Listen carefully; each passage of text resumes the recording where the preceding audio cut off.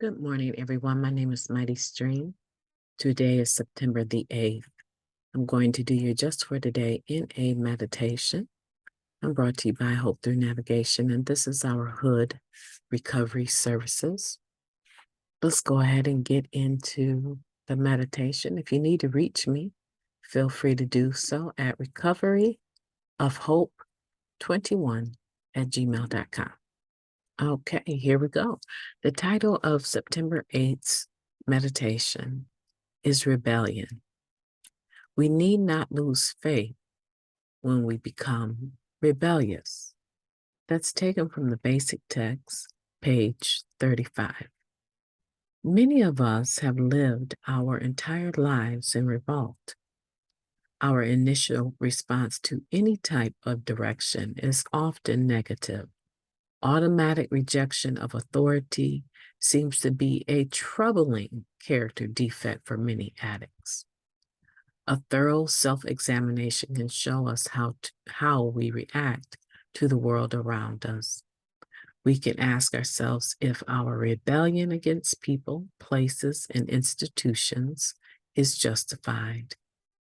If we keep writing long enough, we can usually get past what others did and uncover our own part in our affairs. We find that what others did to us was not as important as how we responded to the situations we found ourselves in. Regular inventory all allows us to examine the patterns in our reactions to life and see if we are prone to chronic rebelliousness.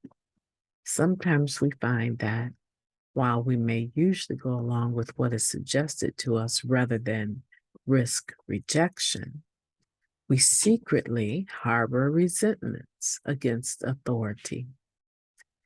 If left to themselves, these resentments can lead us away from our program of recovery. The inventory process allows us to uncover, evaluate, and alter our rebellious patterns. We can't change the world by taking an inventory, but we can change the way we react to it. Just for today, I want freedom from the turmoil of rebelliousness.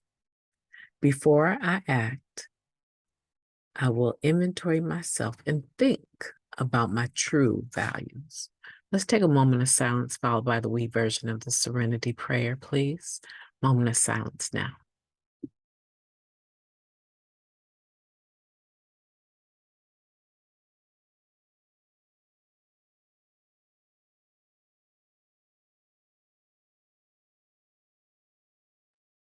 God, grant us the serenity to accept the things we cannot change, the courage to change the things that we can, and the wisdom to know the difference. Just for today, please and thank you. Such a beautiful prayer. Wow, rebellion. Let's go ahead and talk about that. We need not lose faith when we become rebellious. The things that come to my mind are the times where people would make suggestions to me, and because I was so concerned with my appearance, my image, my pride, my face, my mask. Come on, somebody, if you can relate to this, this is going to be good. Because I would be so arrogant and prideful. I wanted to make sure I appeared to be humble and that I appeared to be open-minded and willing to not only hear your suggestion, but to take it. But on the inside, and this meditation hits it on the head, on the inside, I was secretly rebellious. And we're prone to chronic rebelliousness. But when we hear the term rebellion or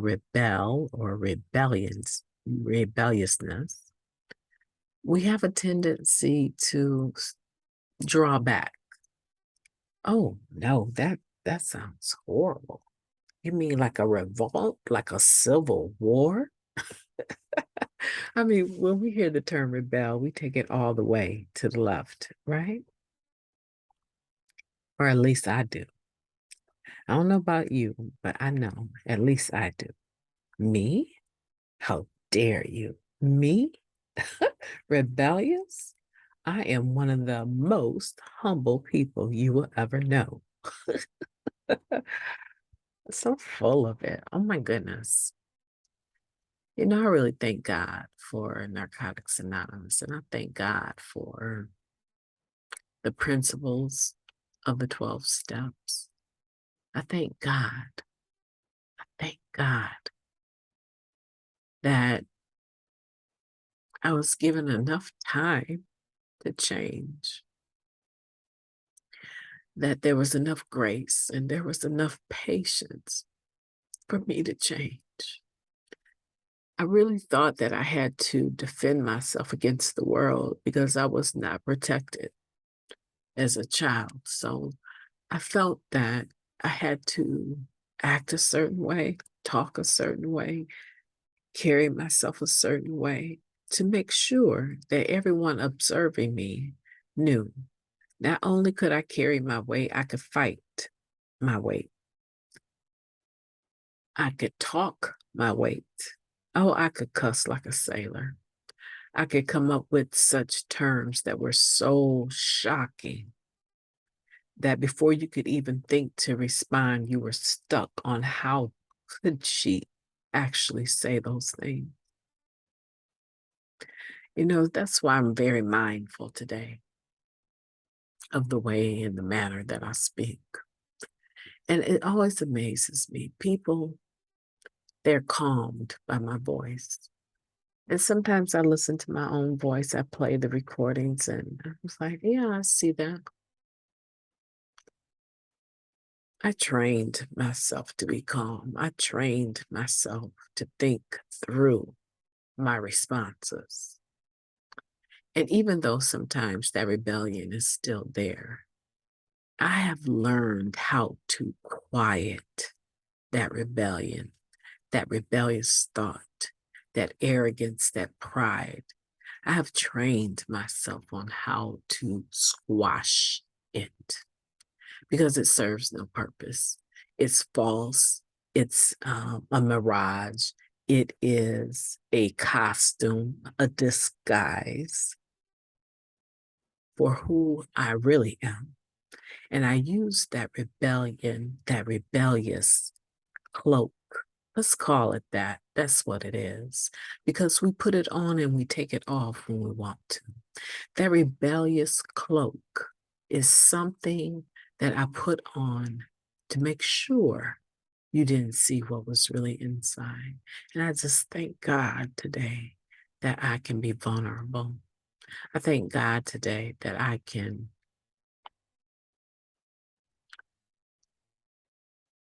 allow my face to be the real face. What you see is what you get. And if what you see is not what you get when you take time to get to know me is far greater than what you thought you saw. Come on, somebody. I'm talking about knowing who and whose you are. I'm talking about having a higher power that is with me all the time, that I'm never alone, even if the members in the fellowship are not there for me. I don't get jarred by that. It might hurt my feelings a little bit, but I'm not bothered by that because today my relationship with my higher power, the God of my understanding, is intimate. It is beautiful. It is awesome. It is everything. It is first in my life. And it allows me to be a forgiving human being. It allows me to check the cloak of rebellion when it tries to throw itself in there and trick not only me, but everyone else. Right? It allows me to be humble. It allows me to be hospitable. These are spiritual principles that we've been talking about over the last few months. And I just want to say to you, it doesn't matter how many times you fall. We need not lose faith when we become rebellious. What matters is that you're able to acknowledge how and what preceded the fall and that you get back up and try again. That's exactly what matters. I'm never bothered by people that relapse here and again or every other day, or, the ones that keep getting their surrender chip and have a stack of them. I'm not bothered by that. I'm not bothered by that because my charge, my 12th step, my responsibility is to give back freely what has been freely given to me. My responsibility is to carry the message that any addict can stop using, lose the desire to use, and find a new way to live. That's it, and that's all. I owe you nothing but to love you.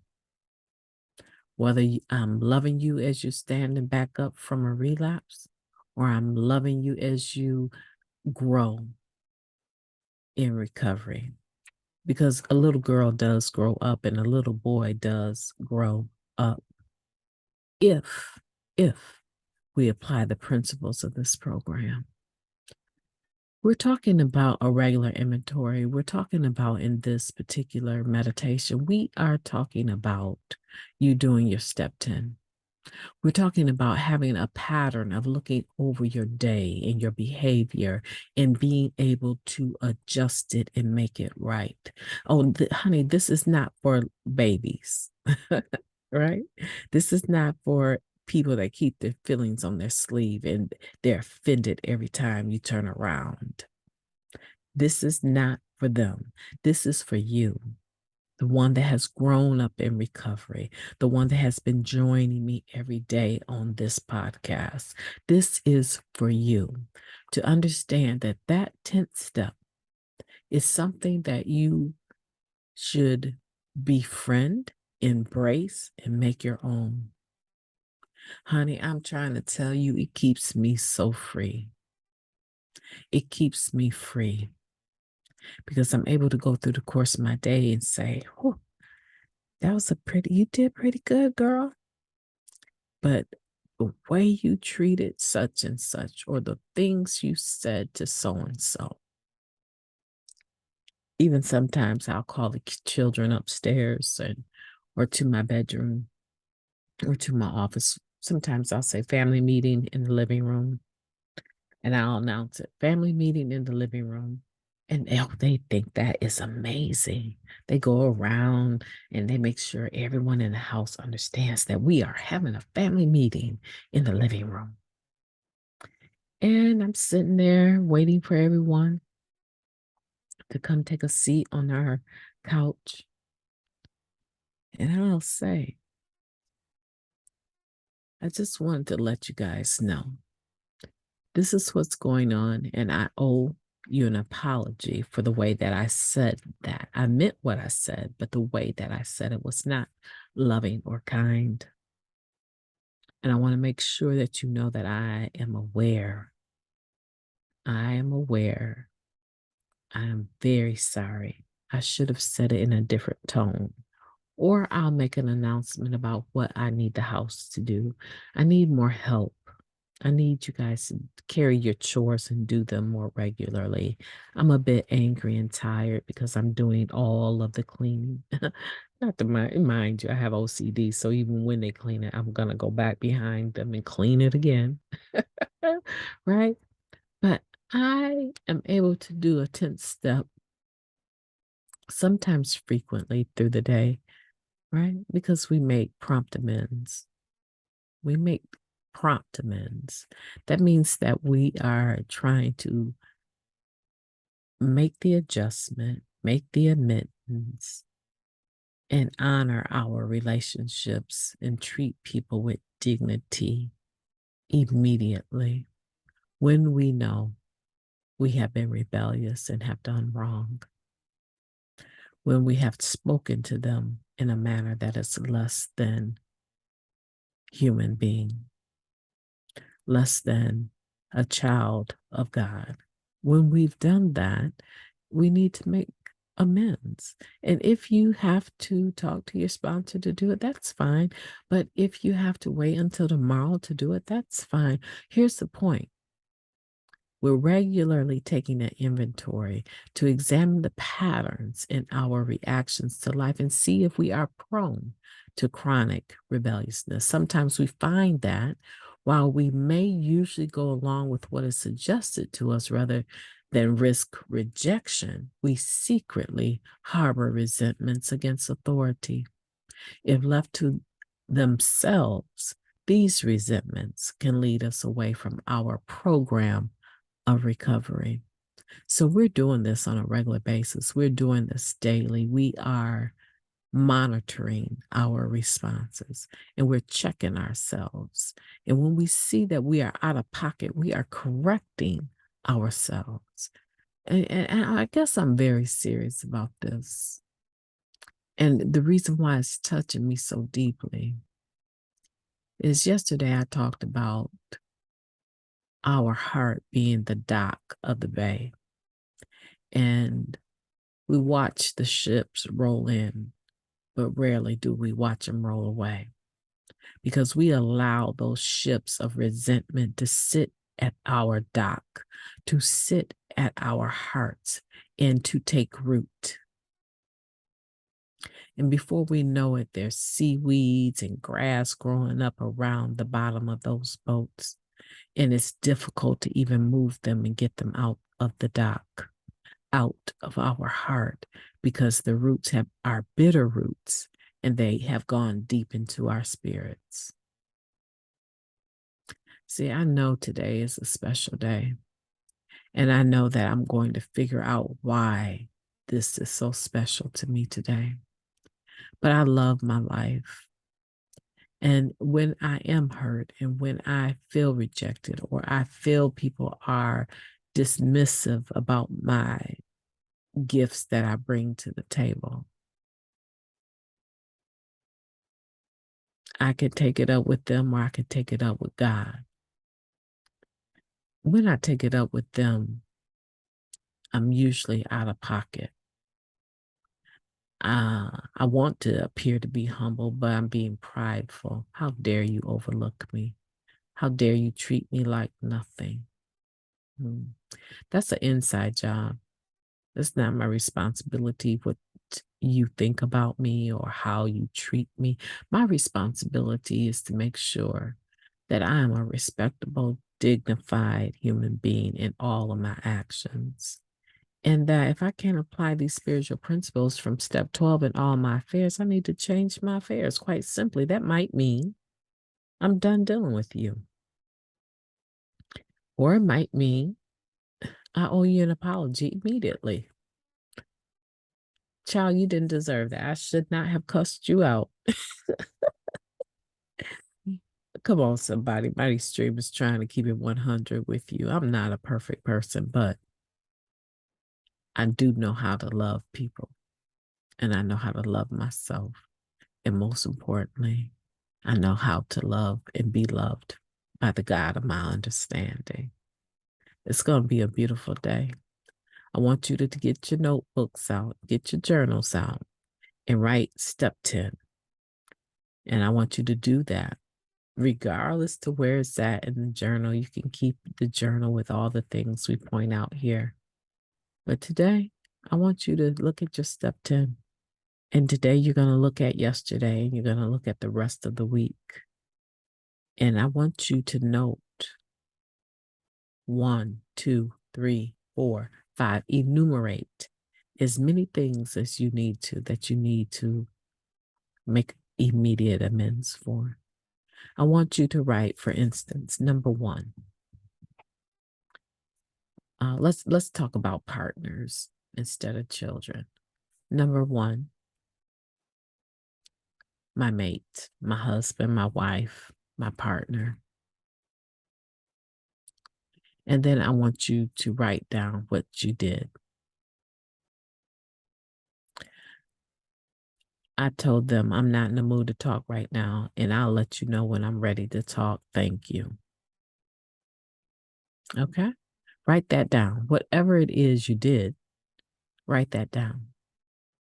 And then I want you to put the letter A and list the spiritual principle you violated.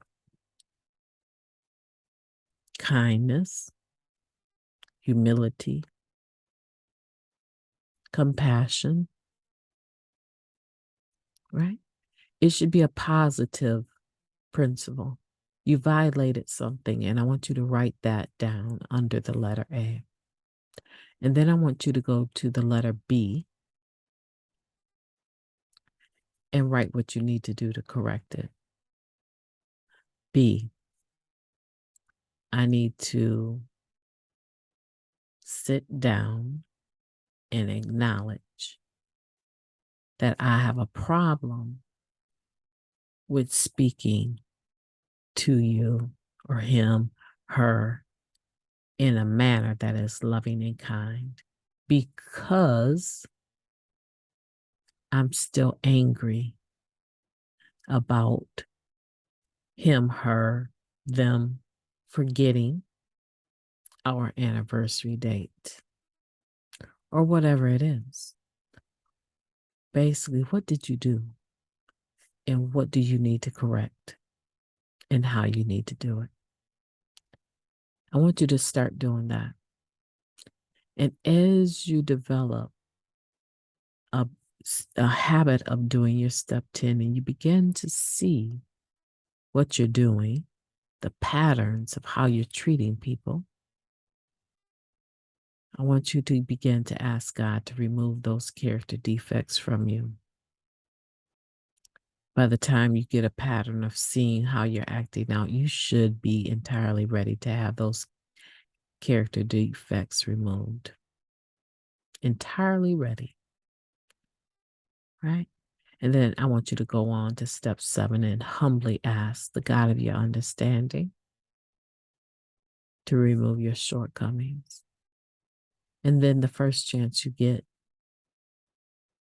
to have this discussion with that person, put your phone away, turn the television off, respect their presence, respect them as a human being, and tell them, I'm very much aware of what I did. And I want to let you know I'm working on it. I am so sorry. I did not mean to speak to you that way. I'm just angry because I couldn't believe that you forgot such and such. I had to remind you that this was the day that we got married. How does that happen? I was so angry about that.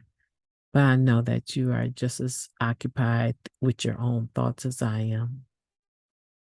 I know that because I've forgotten plenty of things. And you reminded me, and I was grateful. And so I just want to tell you, I'm going to work on that. I got to give that resentment up. It's taken harbor at the dock of my heart, and I have to let that go. See, I'm giving you an example of something that should be very, very real for you. You can translate your own experience into it. Now, I'm going to stop here, and I want to wish you a beautiful day. I want you to think about your true values, and I want you to think about doing that inventory on a regular basis and how you've been rebellious. And I want you to correct it, because the freedom that you will feel as a result of that, the freedom of waking up every day knowing that you owe nothing to anyone but to love them, is a beautiful place to be. My name is MightyStream. I've enjoyed talking to you, and I am going to talk to you tomorrow.